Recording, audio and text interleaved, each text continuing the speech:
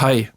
Yesterday, Joranalogue posted another Tech Thursday video, and in this video, Joran showed us how to use the reset input on Orbit 3 to self-patch the module to create stable oscillations, or how to use it as kind of a soft sync input like on a VCO like Generate 3. And as usual on Fridays, I took the idea and I did something else with it. So let's have a look. I patched the first output of Orbit 3 here to the scope, so we can make a little bit of sense of what Orbit 3 is doing. And well, I say making sense of what it's doing. It's hard to really predict completely what Orbit 3 is going to do. But if you work with it for a while, it becomes a lot more intuitive, even when you're not watching a scope like we are now. What you can see is that Orbit 3 produces these slow oscillations, because I have it in low mode currently. And these slow oscillations kind of jump between being offsetted upwards, so positive offset, and then it jumps towards a negative offset. Maybe I can turn down the distribution. I think this way it's a lot clearer.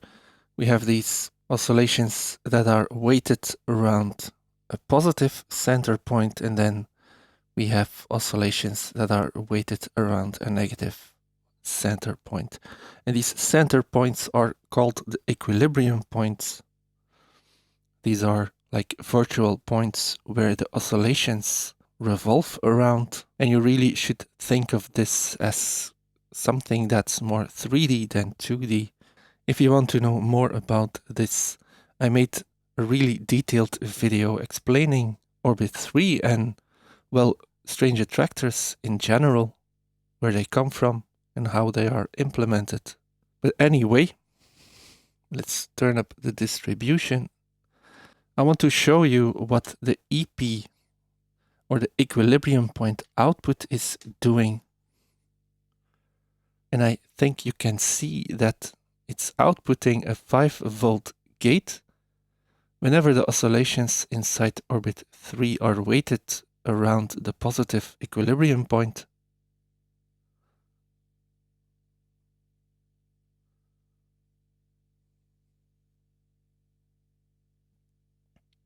Another way of looking at it is that this output tells us the state of Orbit 3, whether the module is using its positive equilibrium point, or when the gate coming out of the EP output is off, 0 volts, the oscillations are happening around the negative equilibrium point. So what Joran did in his video is use this state, this gate output, as a reset, which means that whenever Orbit 3 starts the oscillations around the positive equilibrium point, it gets resetted as well, which doesn't completely change its chaotic behavior. It's still doing its own thing, but it just gets resetted, which you can see here. Now let me switch over to audio rates.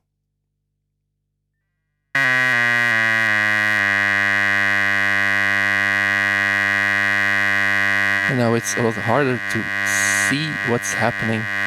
Let me try to sync this to the reset output. Okay. But well,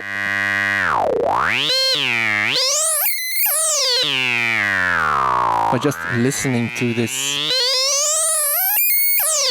you can hear when I remove the signal from the reset input,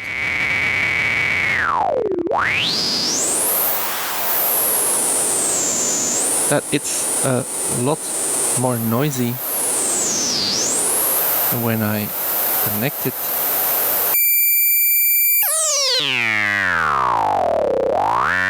Well, it's a lot more stable.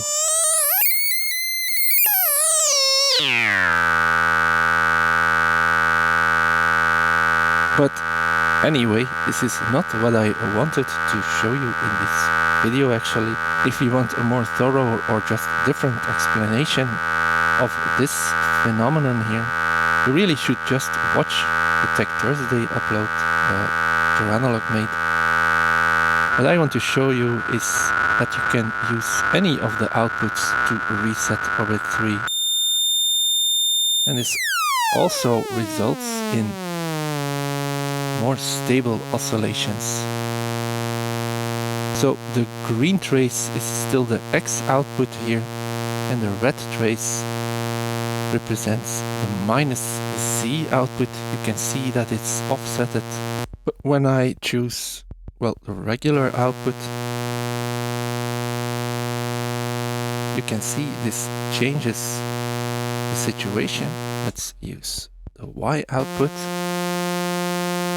Not only does the wave shape change, the pitch is also affected. And well, when you now start fooling around with all the other settings on here, you can see in here that this is yet another way to create interesting, stable oscillations with orbit 3. And as you just saw there, sometimes it snaps out of the stable situation.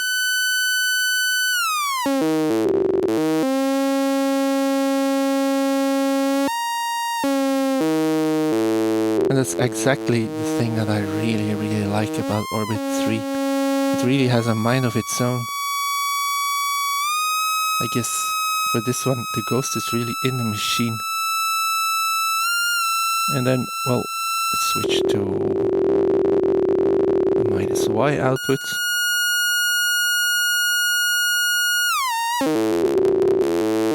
What would happen if I use the minus X output to reset the system while listening to the X output?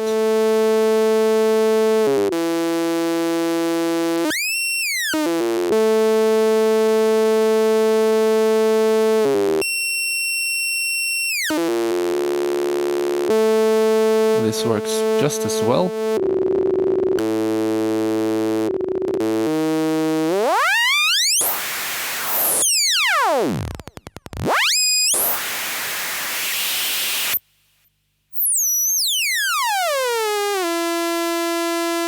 We are still on the tame setting here. Generally, I prefer the wild setting.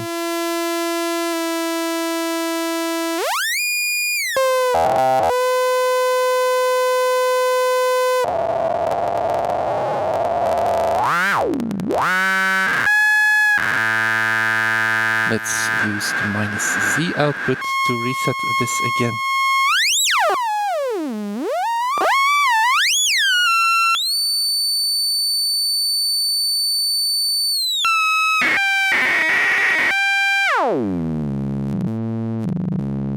And let's use the regular Z output.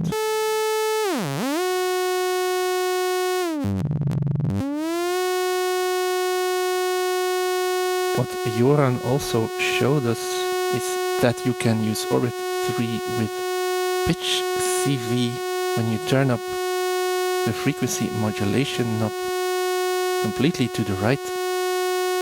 Then it tracks just perfectly. Let me run a quantized sequence into this. Now I just need a clock for step 8. Let's use channel 3 for this. Let's slow it down.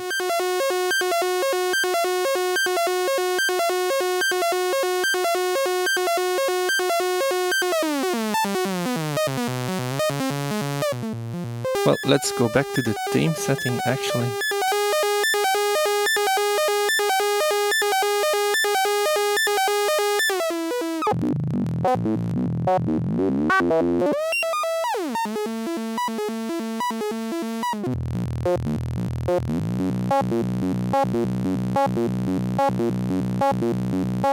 I think this is a nice sound.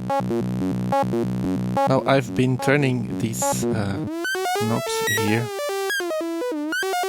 that set the offset of the equilibrium points, as these seem to have the biggest impact.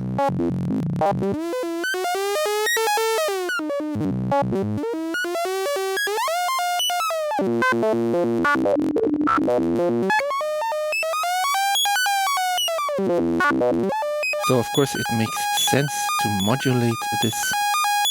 Let's use the step output of step 8, which is just sending out the clock. And if I send this to an envelope generator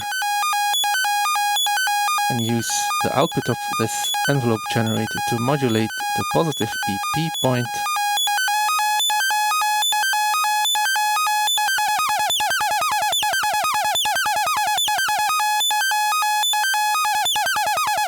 you can create these kind of effects.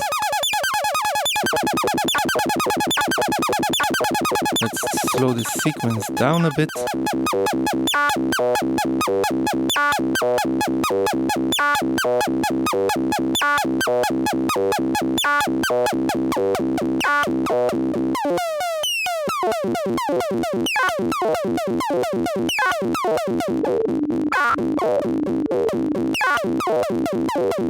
And with this you can create all kinds of interesting sounds.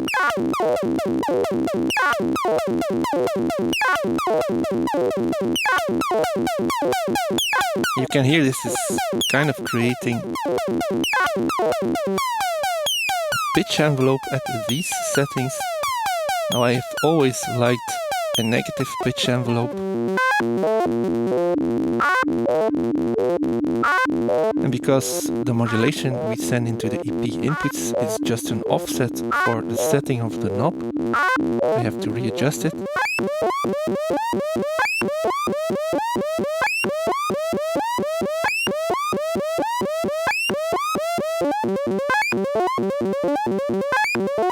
And just by adjusting the timing of the envelope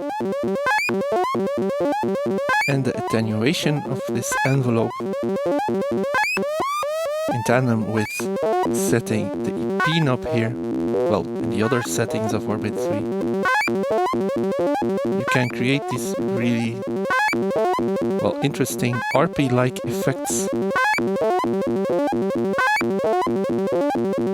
Now a quick tip, because, well, Orbit 3 is not really conceptualized as a VCO to use for regular musical sounds, I mean stuff that's in pitch or in tune.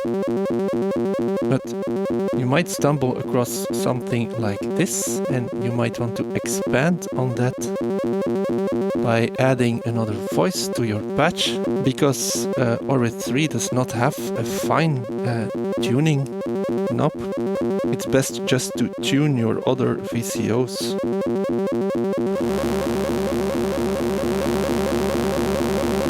To the same pitch as Orbit 3 instead of the other way around. Let me remove the modulation.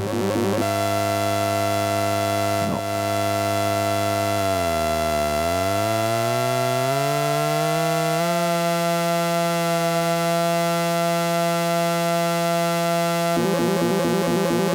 Now, of course, with this modulation going on, this is in a completely different pitch.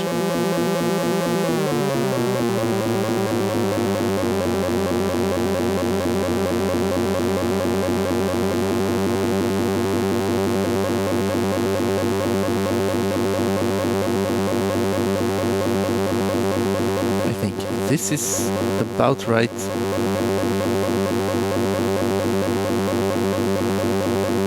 So the easiest way to do this is just remove the pitch CV from all your VCOs. Try to tune them and then reattach everything. I'm going to try and send in a different, well, a similar but different sequence into channel 3 here.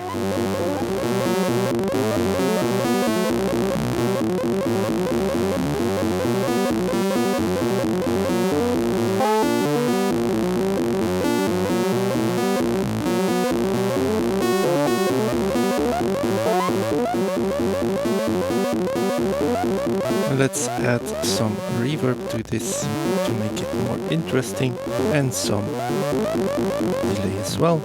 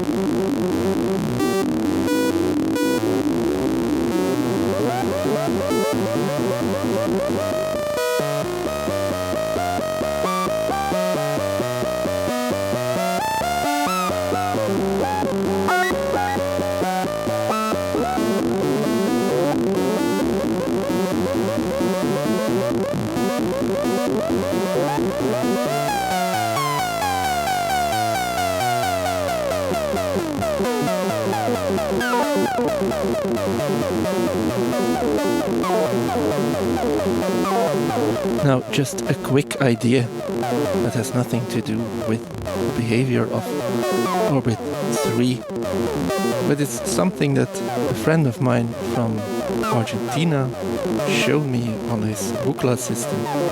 You can create a sequence where the notes of your sequence tell the sequencer how fast to run.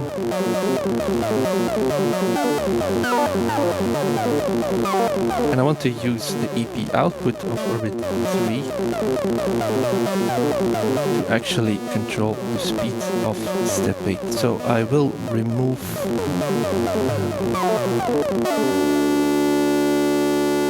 this cable here.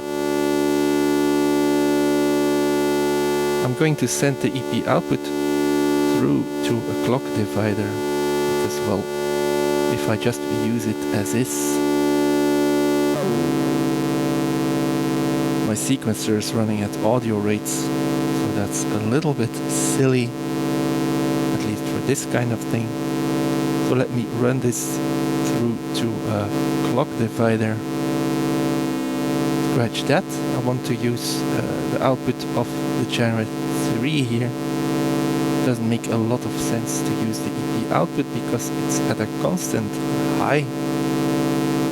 And that's the downside of, well, modules that are not using these Schmidt triggers. I cannot use this Y output here to clock my external clock divider. I just have a Töpfer simple clock divider. That module really wants stronger signals. So that's why these Schmidt triggers on these Joranalogue devices are so interesting. You can send slow or weak signals into them and they still react. But I will have to resort to using an output of channel 3 to send through to the clock divider. This seems to work. And then I'm just going to use, well, a division of the clock to clock step 8.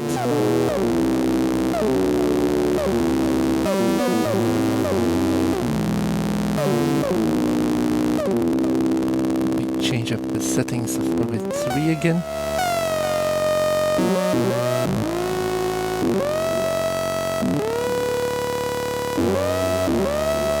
So now frequency of channel 3, which is being sequenced by step 8, is also deciding how fast the clock for step 8 works.